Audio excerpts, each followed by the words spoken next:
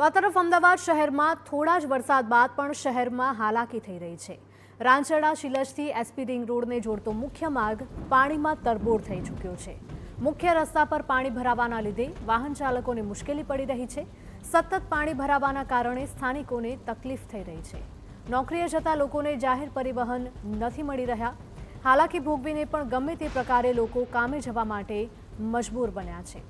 તો આ દ્રશ્યો અમદાવાદમાંથી ફરી એક વખત સામે આવી રહ્યા છે અને મનપાની પ્રી મોન્સૂનની કામગીરીને લઈને પણ સવાલો ઉઠી રહ્યા છે।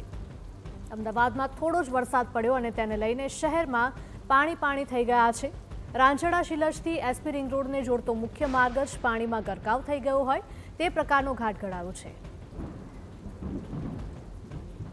છેલ્લા 4 દિવસથી અમદાવાદમાં વરસી રહેલા વરસાદ બાદ સતત હાલાકીના દ્રશ્યો સામે આવી રહ્યા છે। ત્યારે આપ હવે સીધા જ દ્રશ્ય જોઈ રહ્યા છો અમદાવાદના શિલજને અમદાવાદ એસપી રિંગ રોડ તરફથી જોડતા રસ્તાને કે જ્યાં આગળ મુખ્ય રસ્તા ઉપર હજુ પણ જે પાણી છે તે ભરાયેલા જોવા મળી રહ્યા છે અને તેના કારણે જે વાહન ચાલકો છે તે સતત ચોથા અને પાંચમા દિવસે પણ અમદાવાદમાં હાલાકીનો સામનો કરી રહ્યા છે। ખાસ કરીને મુખ્ય રસ્તા પર જે પાણી ભરાવાને કારણે લોકો છે તેમને પાણીમાંથી પસાર થવાનો હાલ વારો આવી રહ્યો છે।